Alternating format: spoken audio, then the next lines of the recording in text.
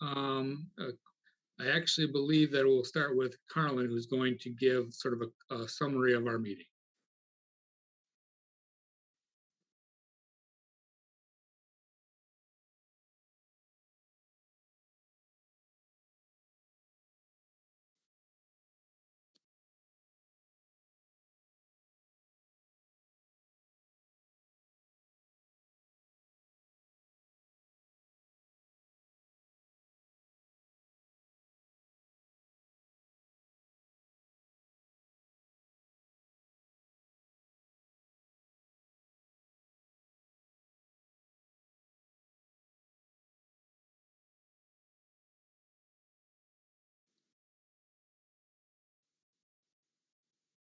Good evening, Mason community. My name is Dr. Carlin Tishner, consultant for Mason Public Schools, focused on diversity. Thank you for joining us this evening. I am just going to give a brief summary of our meeting this evening that occurred over the last hour and a half with the broader committee. We started with a welcome of 5 additional new members. Those new members have recently joined us through a process that we put out there to engage the community, led by Mason administration, to ask for additional members to join our work. And we're excited that we have 5 new members who are now participating. And our hope is that they will engage at our subcommittee level as we have several items to continue moving forward as an overall committee. The next focus of our meeting focused on the announcement by Dr. Chaviski indicating that this committee is no longer an ad hoc committee of the superintendent, but is now a standing committee of the superintendent. That's certainly a step in the direction that is positive for us, as we now will continue this work above and beyond and into the foreseeable future. And the broader committee is excited to support that decision by the superintendent. The next topic we covered was the development of a diversity email account. This account allows you, the community, to communicate with the diversity committee directly. It'll be managed by administration, and the committee will hear and learn what the broader community is asking of us. This will be a two-way communication opportunity, so please feel free to pay attention to that email when it is live, and you'll have access to communicate to us on a regular basis. Next, we talked about a series that is going to launch on next week on the 26th and be a monthly event. And the title is called Teaching for Equity. This is designed with the primary intention to grow our knowledge, understanding, and awareness about topics related to diversity, equity, and inclusion at the instructional level. Leaders, teachers, as they engage and support students, are growing and learning and understanding concepts that they can apply immediately in their practice. So please keep a lookout for those opportunities, and certainly encourage anyone that you know that is in the Mason community as an educator or a leader to participate. Again, this will be a monthly opportunity through the end of the school year. Teachers will be compensated for their attendance. And the last 2 items, we talked about engaging in promoting a t-shirt. This t-shirt would represent diversity, equity, and inclusion and be a statement as a broader committee to the community about our intentions and our commitment to this work. More to come on the t-shirt, but certainly when those t-shirts become available, we ask you to participate in demonstrating your alignment with our commitment to this work. At this point, we're going to transition to our committee leaders, our subcommittee leaders, who will share some updates around their respective duties, responsibilities, and outcomes with their subcommittee teams. And Dr. Tishner, if I can interject for just a minute, we're going to, I know at least one of our leaders has to leave before quickly, so we're going to have Mary Hilker, who leads the instructional practice curriculum design group, go first. Hi, everyone. Yes, my name is Mary Hilker, and with the instructional and curriculum design, we're talking a lot with improving, increasing, and broadening teachers and educators' pedagogical skills and their knowledge on how to reach a broader capacity in the best way possible. So a couple of weeks ago, we just had a PD where we focused really in on some Zaretta Hammond practices and kind of dug deep into how we can use students' identity for further engagement and best practices. So we're excited with moving forward at taking our pedagogical practices to the another level, working together and planning for that, and also surveying and looking at what teachers are interested in and where they would like some more insight. Thank you.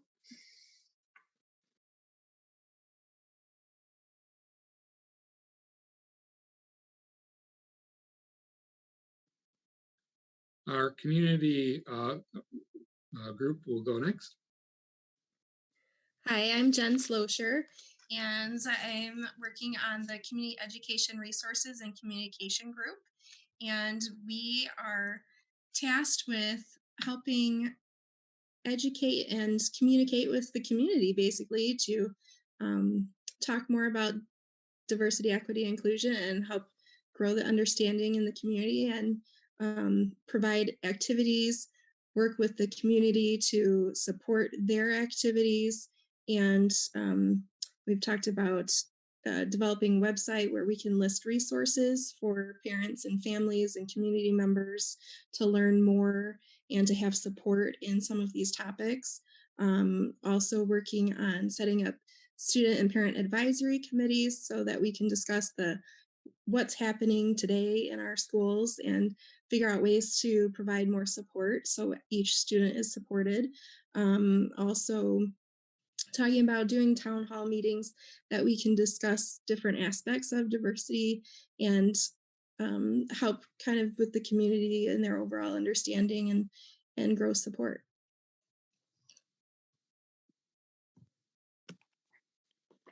Thanks, Jennifer. Good evening, everyone. I'm Ted Berryhill. I'm the chairperson of the Policy and Procedure Subcommittee. We've identified targeted activities for our committee's work that will include, but not limited to, a review of all student handbooks with a DEI lens, making recommendations to administration before those handbooks go before the board. Within that conversation, we're going to be taking a longer look at our dress code policies, including forming a subcommittee of administrators, teachers, and students to investigate changes that we could make to our dress codes across all the different levels to be more inclusive. We're also going to review district communications, forums, and school events throughout the year, again with the DEI lens, to make sure that we're being inclusive in our communications from the school district. Thank you. Good evening. I'm Amy Sue Hopkins, and my group, my subcommittee is the student experience.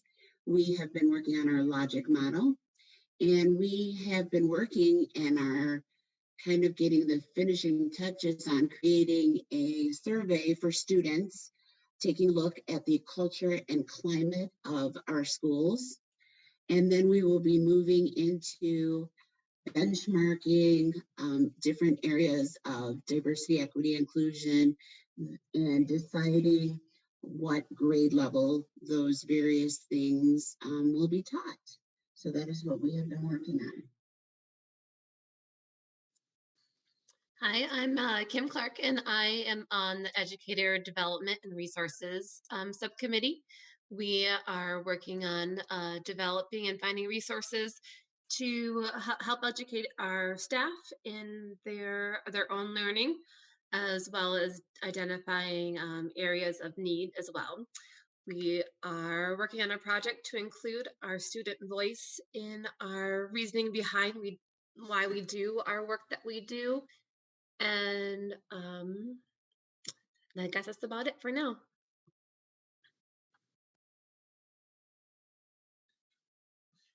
Good evening, everyone. Sorry for not introducing myself earlier. I am Craig Kiefner. I serve on the membership subcommittee.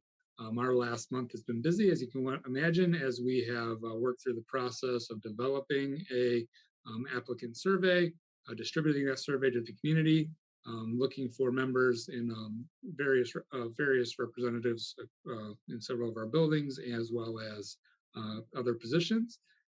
As Dr. Tishner said earlier in the night, we have welcomed in 5 new members to our diversity committee to tonight, as well as one new teacher member who joined last month. And the membership subcommittee continues to work to engage our membership, but also deal with any issues that pop up along the way.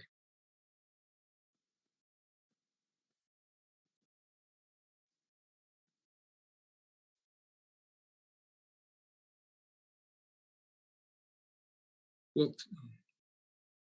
turn it over now to Mr. Chaviski, who has made a couple comments about from the district point before we're done for the night.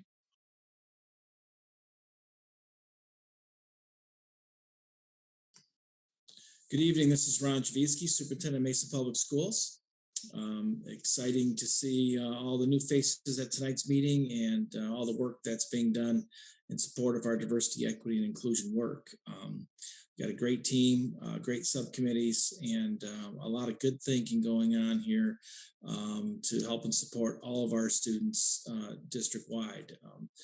We also have a lot of other efforts in the district that are kind of accumulating together and helping supporting all of our students with social emotional support and all the other things that go along with creating positive cultures and positive environments for our students. And so this is just one example of the committed educators who are spending time and energy, and community members who are spending time and energy into making best environments we can for Mesa Public Schools. So I guess in closing, I just want to thank all of our committee members and all of our community members who are listening to this, and we continue or look forward to our work ahead. Thank you.